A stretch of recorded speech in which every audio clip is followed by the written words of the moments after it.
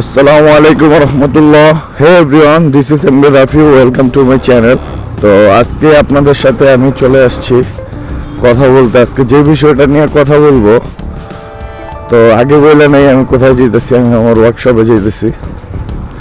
তো আপনারা সবাই জানেন যে আমি ওয়ার্কশপে হয়তো যাওয়ার সময় বা ওয়ার্কশপ থেকে বের হওয়ার সময় ব্লগিংগুলো করে থাকি। এছাড়া আদার্স টাইমিং আমার মিলে না। যদি কখনো মিলে তাহলে তো দেখতেই পারবেন। যাই হোক, কথা না বাড়াই। তো আজকের মূল টপিকটা হচ্ছে কি, মানে জেনারেল সার্ভিস আর হচ্ছে মাস্টার সার্ভিস, এই দুটো সম্বন্ধে কথা বলবো।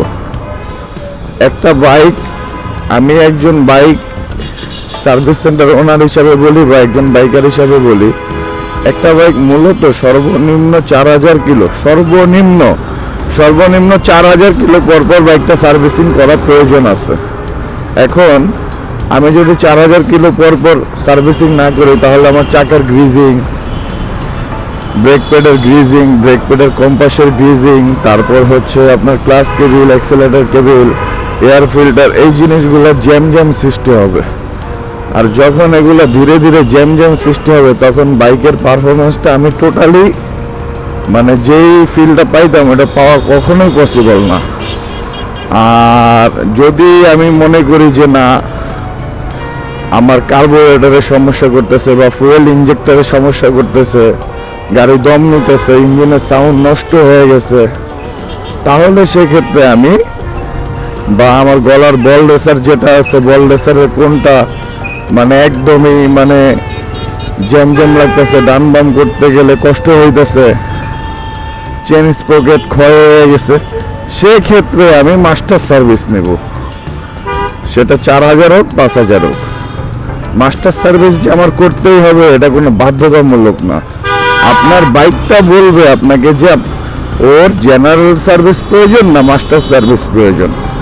কারণ আপনি যে কোনো সার্ভিস সেন্টারে যাবেন, বলবে ভাইয়া মাস্টার সার্ভিস করেন। যদি সব সার্ভিস সেন্টার এক না।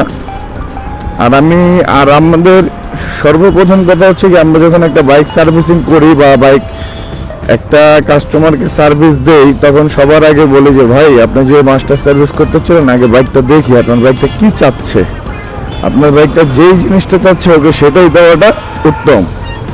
আর আপনি যেখান থেকে সার্ভিস করেন, এখানের লোক কি বললো সেটা আপনার শোনার দরকার নাই। যদি ট্রাস্টেড না হয়, আমি তো ক্লিয়ার করেই দিলাম।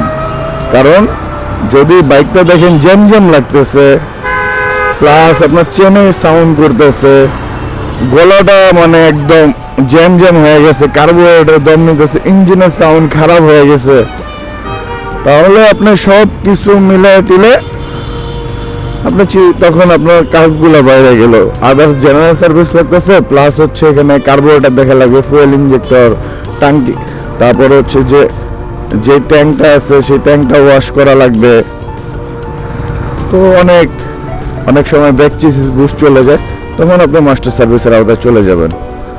আর অনেকেরই ভুল ধারণা যে মনে করে যে আমি জেনারেল সার্ভিস বা মাস্টার সার্ভিস করলে ইঞ্জিনের কাজ পাবো। ইঞ্জিন সাবজেক্টটা ভাইয়া টোটালি আলাদা।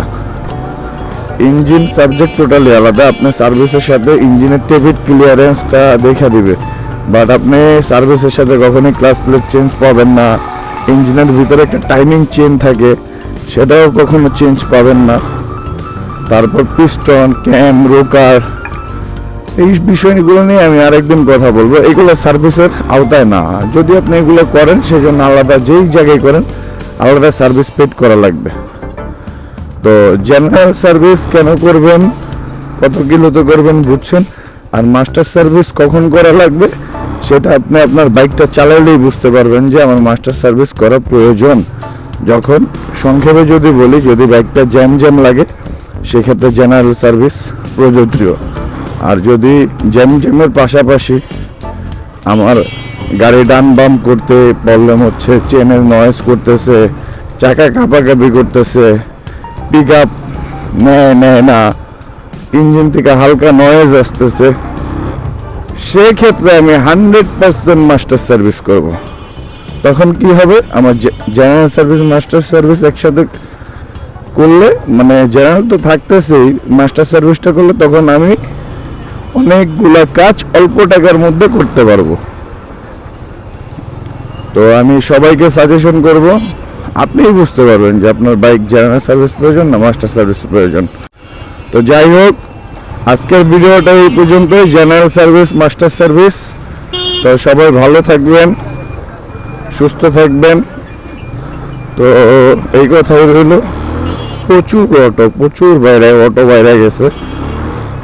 তো সবাই ভালো থাকবেন, সুস্থ থাকবেন, আমার জন্য দোয়া করবেন। আজকের ভিডিওটা এই পর্যন্তই। খোদা হাফেজ। আসসালামু আলাইকুম রহমতুল্লাহ।